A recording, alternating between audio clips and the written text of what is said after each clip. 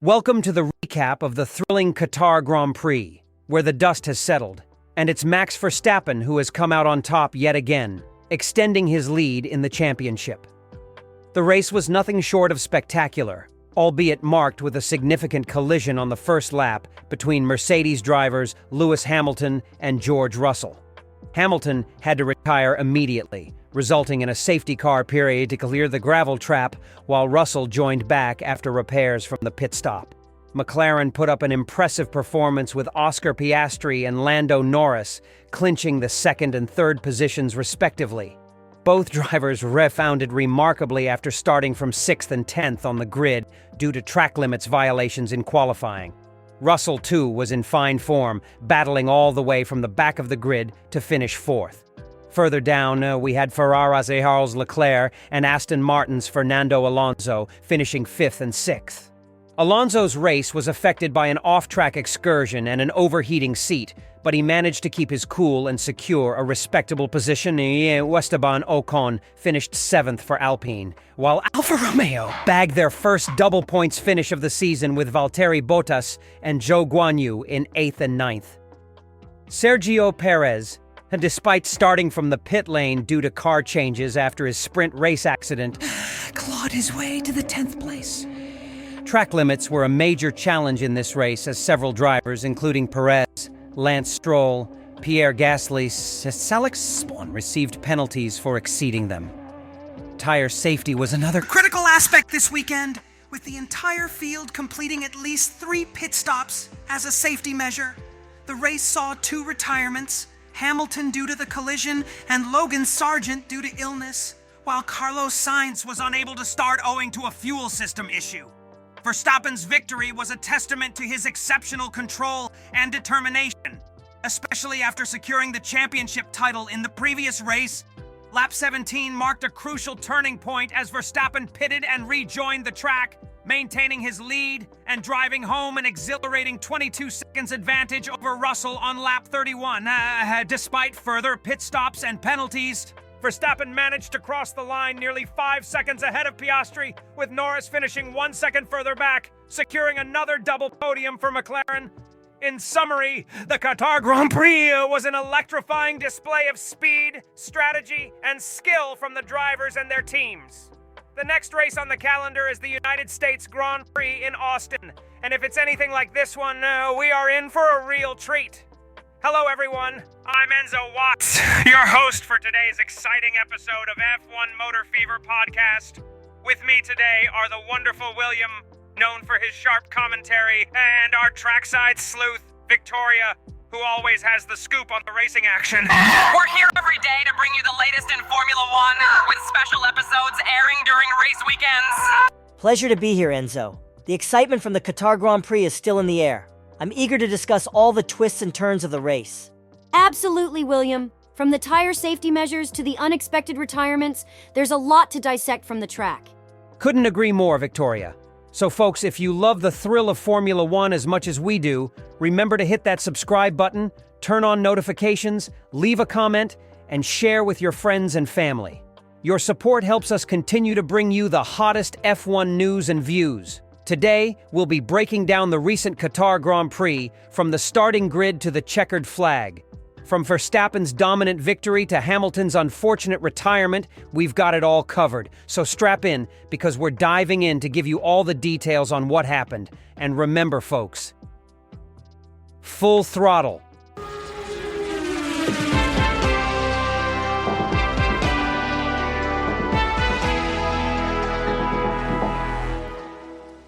Moving on to the detailed breakdown, Red Bull's Verstappen displayed a stellar performance at the Qatar Grand Prix. He led the McLaren's Piastri and Norris, making it a thrilling race right from the start. Can you believe the drama that unfolded on the very first lap? A collision between Mercedes Hamilton and Russell, with Hamilton, the 7-time world champion, being knocked out of the race while Russell had to pit for a new front wing. Oh, it was quite the spectacle. 2 of Verstappen's main rivals taken out in the opening stages. It allowed Verstappen, our triple world champion, to take the lead and ultimately win his 14th race of the year.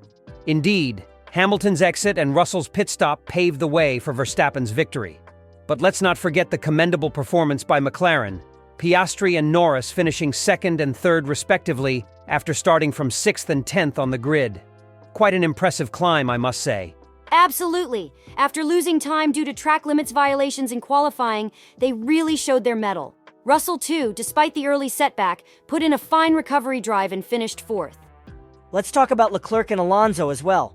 They finished 5th and 6th respectively, with Alonso battling an off-track excursion and an overheating seat. Quite an ordeal, wasn't it? It was, but they both managed to pull through. Ocon finished 7th for Alpine, and Alfa Romeo also had something to celebrate, securing their first double points finish of the season with Bottas and Zhou taking 8th and 9th. Perez, despite starting from the pit lane and picking up 3 penalties for exceeding track limits, managed to finish 10th. A real testament to his skills on the track, wouldn't you say? Absolutely, Perez definitely made his mark in the race. It just goes to show in Formula One, anything can happen. If we take a deeper look into the race, it becomes evident that tire-related safety measures played a significant role. Every driver in the field completed at least 3 pit stops due to these safety measures. It was an unusual sight, wasn't it? Absolutely. It added an extra layer of unpredictability to the race. And speaking of unpredictability, let's not forget about the setbacks. Stroll crossed the line in the points-paying positions, but dropped to 11th for his own track limits violation. Gasly and Albon were also penalized, finishing 12th and 13th respectively. Yes, and it wasn't just the on-track action that was rife with drama. Sainz couldn't even start the race due to a fuel system problem. That left Leclerc as the sole Ferrari on the track. And to add to that, poor Sargent had to retire because he was feeling unwell due to the intense heat. It was a challenging race for many drivers indeed. That's true, but amidst all these challenges, Verstappen shone through. After being confirmed as world champion for the 3rd successive season in Saturday's standalone sprint action, he started the main event on pole position and never looked back. It was indeed the perfect weekend for our race winner. Delving deeper into the action, the race start was a sight to behold. Verstappen held his lead from pole position, and the first corner was where the Mercedes catastrophe unfolded. As Hamilton attempted to overtake Russell on the outside, their wheels collided. A nightmare start for Mercedes, I'd say. Indeed, Hamilton ended up in the gravel and out of the race on the spot. Russell had to limp back to the pits for repairs. As always, one team's misery is another team's gain, and Piastri certainly benefited, rising from 6th to 2nd. Meanwhile, Alonso, Leclerc, Ocon, and Norris also made significant headway. Yes, it was quite the dramatic start. The safety car had to be deployed to allow marshals to clear the gravel trap. During this time, we heard some very interesting radio messages, didn't we? Oh, we did. The contrasting emotions in the Mercedes camp were quite stark. Russell was venting his frustration while Hamilton initially claimed he was taken out by his teammate, only to accept fault later during his TV interviews. What a scene it was. Yes, and let's not forget that the race stewards confirmed that the incident would be investigated after the race. And amidst all this, Verstappen was leading the race comfortably. Absolutely. In fact, Verstappen extended his lead with some impressive lap times before his pit stop at the end of lap 17, where he switched to the preferred medium tires. Meanwhile, Russell was busy pulling off a series of overtakes to claw his way back from the back of the field to 10th. A commendable recovery drive, don't you think? Undoubtedly. Despite the initial setback, Russell managed to get back into the points-paying positions. Just goes to show how unpredictable and thrilling Formula One can be. I must say, Verstappen's command of the race was truly a sight to behold. Even after the first round of pit stops, he held on to his lead, showcasing his trademark consistency and speed. Absolutely, he rejoined the track just behind Albon, giving his former teammate a brief run in the lead. But once Albon and Zhou pitted, Verstappen regained the lead and controlled the race. Indeed, but let's not forget Russell. Despite the early drama, he continued his recovery drive, even getting into a tussle with Gasly. He showed real resilience. True. His radio complaint about Gasly pushing him off during an initial overtaking attempt was quite intense, but he proved successful on the second attempt, a testament to his determination. Meanwhile, Verstappen's lead over Piastri had grown to almost 10 seconds by lap 25. Then Piastri triggered another round of pit stops, and the action continued. Yes, and then came the news of Perez being handed a 5-second time penalty for exceeding track limits. Many drivers were at risk of similar penalties, making the race even more unpredictable. But as the race developed, Verstappen managed to stay clear of the action behind and built a comfortable lead. Meanwhile, Sargent was battling his own challenges, feeling unwell in the cockpit, but vowing to continue racing. That's the spirit of a true racer. Despite the difficulties, they push on to reach the checkered flag. Formula One, the pinnacle of motorsports, right there. Moving along, Russell's race was truly action-packed, placing him in net fourth position. However, Perez had his hopes dashed when he received yet another 5-second penalty for exceeding track limits.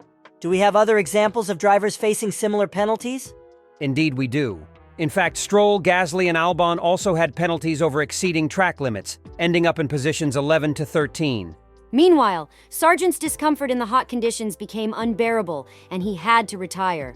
A tough day for the young American rookie, indeed. Absolutely. But let's not forget Verstappen, who, after his final stop for mediums on lap 52, calmly saw out the remainder of the race. He crossed the line just under 5 seconds clear of Piastri. Norris followed just a second further back, giving McLaren successive double podiums. And Russell managed to hold on to fourth place on soft tires, with Leclerc just behind. Quite an eventful race all round, wouldn't you say? Absolutely. And Verstappen summed it up perfectly, saying that his first stint made the race. He managed his pace brilliantly, ensuring his tires were always in a good window. But he also acknowledged the speed of the McLarens, stating that he had to push for his win. It was a tough race out there. So what's next on the calendar? The drivers will be heading to Austin for the United States Grand Prix weekend, which is scheduled to take place from the 20th to the 22nd of October. What an exciting race that promises to be. Well, what a race it was. Unpredictable, eventful, and truly a testament to the skill and resilience of these drivers. Indeed, we saw some top-tier driving, some penalties, and unfortunately for some, the need to retire due to various circumstances. It's all part of this high-speed, adrenaline-pumping sport. Absolutely. And while Verstappen added another race-winning trophy to his cabinet, we should also acknowledge the efforts of Piastri and Norris. They brought home a double podium finish for McLaren, which is a remarkable achievement. Indeed, their performance is commendable. As we look ahead to the United States Grand Prix, they have set the bar high. It will be interesting to see if they can maintain this momentum. And let's not forget Russell's impressive drive to fourth place. Despite the early setbacks, he really managed to make his mark on this race. Absolutely. An action-packed race indeed. As we move forward, we'll continue to bring you the latest news and analysis from the world of Formula One. But for now, we'll leave the story here. Stay tuned for what promises to be an exciting United States Grand Prix in Austin. William, what's the topic of conversation on the internet today? Well, let's check. We have a post by a user called Mia Isk. They've shared an article stating that the FIA has set a limit of maximum 18 laps for new tire sets in today's race, making 3 pit stops mandatory for each driver. If a driver goes over the limit, they will be black flagged. That's an interesting twist. What are the fans saying about this? Blonde Boy 2 raises a good point, asking if the 18 laps limit is for new tires, and will used ones have the previous laps subtracted, thereby potentially leading some drivers to make even 4 stops. That's a valid point. Any more insights? Obi-Wan23 humorously comments, suggesting Haas might be in danger. To which Nilo Mac responds with a rather panicked, "We're in trouble, Gene." Seems like our fans are not too optimistic about Haas's chances in these conditions. With such a limit on tire usage, it's bound to shake things up. What about other teams? Mouse Puppy has a positive outlook on this, suggesting that this might be Albon's moment with 4 new sets of tires. Bendubs Gaming seems to agree, and expresses a desire to see an Albon podium this afternoon. A podium finish for Albon would certainly be exciting. Any other points of interest? Reapa24 points out that Hulkenberg might face a tough time with only 2 new sets of hard tires and no new mediums. And Tim0110 agrees with Blonde Boy 2 that more than some drivers might have to make 4 pit stops. It certainly sounds like fans are predicting an unpredictable race. We can only wait and see how it all unfolds. Well, that's all for today, folks. Thank you for joining us on this exciting journey through the thrilling world of Formula One on F1 Motor Fever podcast. We've covered a lot of ground today, discussing the recent race and all the strategy, skill, and spectacle that went with it. Don't forget to subscribe to our channel and hit that notification bell so you won't miss any of our future episodes. And if you've got any questions, thoughts, or just want to share your own race predictions, make sure to leave a comment below. We always love to hear from you. Plus, who knows? Your comment might just get featured in our next episode. We appreciate all your support. Share our podcast with your friends, your family, or anyone else you know who loves Formula One as much as we do. As for what's coming up next, let's just say, keep your seatbelts fastened. We've got some surprises in store. Until then, it's goodbye from us. Remember, pedal to the metal, keep your gaze on the road. Our channel's content is pure gold. We'll see you at the next episode.